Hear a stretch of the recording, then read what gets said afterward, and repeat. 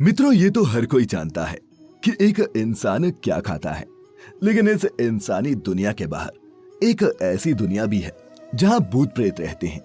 निश्चित ही समाज में ऐसे लोग भी मौजूद हैं जो भूत प्रेतों पर विश्वास नहीं करते हों, लेकिन जिनका विश्वास इनमें है उनसे भी अगर ये पूछा जाए कि प्रेत क्या है और एक प्रेत क्या खाता है, तो इसका जवाब उनके पास भी नहीं होगा। लेकिन इसका जवाब हर कोई जानना चाहता है। अगर आप भी उन्हीं में से एक हैं, तो इस वीडियो के अंत तक बने रहें। नमस्कार और स्वागत है आपका द डिवाइन टेल्स पर एक बार फिर। शास्त्रों में इस बात का वर्णन हमें मिलता है कि जिन लोगों ने अपने पूरे जीवन काल में कुछ ज्यादा ही पाप किए होते हैं, वो न तो स्वर्ग में जाते हैं और न ही नर्क में। उन लोगों के भाग्य में कुछ और ही लिखा होता है और उन्हें उनके कर्मों के आधार पर एक निश्चित समय अंतराल के लिए प्रेत योनि में भेज दिया जाता है। अब उस आत्मा के साथ प्रेत योनि में जाने पर क्या होता है और वो भोजन के रूप में क्या खाता है, इसका उत्तर हम आपको गरुड़ पुराण में वर्णित एक पौराणिक कथा के माध्यम से बताने जा रहे हैं। तो चलिए शुरू करते हैं ये कथा। पूर्व काल में त्रेता युग में महोदय नामक एक रमणीय नगर था, जिसका एक महाबलशाली और धर्मपरायण बब्रुवाहन नामक राजा था। वह यज्ञ अनुष्ठान में विश्वास करता था, ब्राह्मण भक्त था और साधु पुरुषों का सम्मान भी करता था। वह शील व्यवहार का और आचार आदि गुणों से युक्त था। शास्त्र धर्म परायण वह राजा औरस पुत्र की भांति धर्म पूर्वक अपनी प्रजा का पालन करता और दंड देने योग्य अपराधियों को दंड भी देता। एक दिन राजा बब्रुवाहन अपनी सेना के साथ एक घने जंगल से जा रहे थे। वह वन तरह तरह के मृग गणों से व्याप्त और कई तरह के पक्षियों से भरा हुआ था। चलते चलते राजा ने दूर से वन के मध्य में एक मृग को देखा। राजा ने बाण छोड़ा और तीर सीधा मृग की छाती में जा लगा, परंतु बाण लगा हुआ वह मृग जंगल में अचानक अदृश्य हो गया। खून से गीली हुई घास पर बने हुए निशानों से राजा ने उसका पीछा किया और मृग का पीछा करते करते वो राजा एक वन से दूसरे वन में जा पहुंचा। भागते भागते राजा थक चुका था और उसे अब भूख प्यास भी लगने लगी थी। इसीलिए जब वो एक जलाशय के पास पहुंचा तो उसने अपने घोड़े के साथ ही उसमें स्नान किया और कमल की गंध वाले सुगंधित शीतल जल का पान किया। जलाशय से बाहर निकलकर राजा बब्रुवाहन ने एक विशाल शाखाओं वाला, मनोहर और शीतल छाया वाला एक वट वृक्ष देखा। ये वृक्ष संपूर्ण वन की महती पताका की भांति स्थित था। राजा इस वट वृक्ष की जड़ के पास जाकर बैठे ही थे कि तभी उन्हें भूख प्यास से व्याकुल, ऊपर की ओर उठे हुए बालों वाला, अत्यंत मलिन, कुबड़े और मांस रहित एक भयावह प्रेत दिखा। उस विकृत आकृति वाले भयावह प्रेत को देखकर राजा बब्रुवाहन भी डर गए। प्रेत भी घने जंगल में आए हुए राजा को देखकर चकित हो गया और प्रेतराज राजा से बोला, हे महाबाहु, आपके संबंध में मैंने प्रेत भाव का त्याग कर दिया है, अर्थात मेरा प्रेत भाव छूट गया है और मैं इस समय परम शांति को प्राप्त हूँ। प्रेत के इस व्यवहार को देखकर राजा ने उससे पूछ ही लिया, हे तात, आप प्रेत कैसे बने?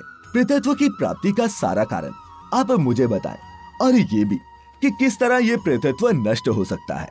प्रेत ने जवाब देते हुए कहा, हे श्रेष्ठ राजन, मैं आपको सब कुछ बताऊंगा। साथ ही ये विनती भी करता हूँ कि कृपया आप इसे दूर करने की दया करें।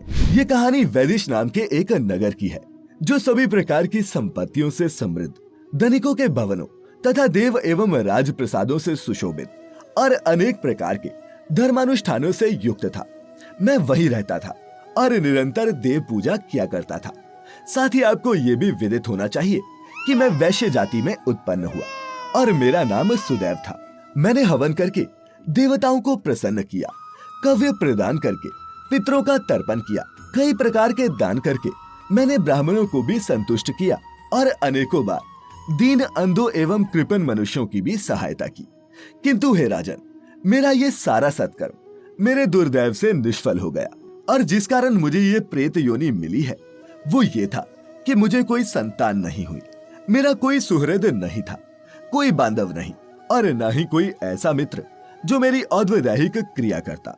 हे महाराज, मृत्यु के अनंतर जिस व्यक्ति के उद्देश्य से षोडश मासिक श्राद्ध नहीं दिए जाते, सैकड़ों श्राद्ध करने पर भी उसका प्रेतत्व सुस्थिर ही रहता है, अर्थात दूर नहीं होता। हे महाराज, आप मेरा औद्वदैहिक कृत्य करके मेरा उद्धार करें, क्योंकि इस मृत्युलोक में राजा ही सभी वर्गों का बंधु कहलाता है। इसीलिए हे राजेंद्र, आप मेरा भी उद्धार करें। मैं आपको मणि रत्न देता हूँ। हे वीर, यदि आप मेरा हित चाहते हैं तो जैसे मेरी सद्गति हो सके और मेरी प्रेत योनि से जैसे भी मुक्ति हो सके वैसा ही आप करें। भूख प्यास आदि दुखों के कारण ये प्रेत योनि मेरे लिए असहनीय हो गई है। इस वन में सुंदर स्वाद वाला शीतल जल और फल भी विद्यमान है, फिर भी मैं भूखा और प्यासा रहता हूँ। मुझे जल व फल की प्राप्ति नहीं हो पाती। प्रेत के इतना कहते ही राजा ने एकदम पूछा, सब प्राणी तो भोजन करते हैं, और अगर ऐसा है कि तुम फल और जल नहीं ले सकते तो तुम किस तरह से भोजन प्राप्त करते हो?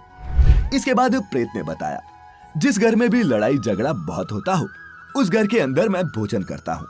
इसके अलावा जहाँ पर भी साफ सफाई नहीं होती, घर में भोजन नहीं लगाया जाता, वहाँ पर प्रेत भोजन करते हैं। मित्रों, इस कथा के माध्यम से हम आपको ये समझाना चाहते हैं, अर्थात जो भी इंसान झगड़ा करते हैं, चोरी करते हैं और तमाम तरह के गलत काम करते हैं, उन पर प्रेतों का प्रभाव जल्दी पड़ता है और प्रेत उनकी मदद से ही अपने मन को संतुष्ट करते हैं। प्रेत आगे कहता है, हे राजन, यदि मेरे उद्देश्य से यथाविधि नारायण बलि दी जाए, उसके बाद वेद मंत्रों के उच्चारण द्वारा मेरी औद्वदैहिक क्रिया संपन्न की जाए, तो निश्चित ही मेरा प्रेतत्व नष्ट हो जाएगा। इसमें कोई संशय नहीं। मैंने सुन रखा है कि वेद के मंत्र, तप, दान और सभी प्राणियों में दया, सत्य शास्त्रों का श्रवण, भगवान विष्णु की पूजा और सज्जनों की संगति, ये सब प्रेत योनि के विनाश के लिए हितकारी साबित होते हैं। प्रेत के साथ राजा बब्रुवाहन की ये बातचीत हो ही रही थी कि उसी समय हाथी घोड़े आदि से व्याप्त राजा की सेना पीछे से वहां आ गई।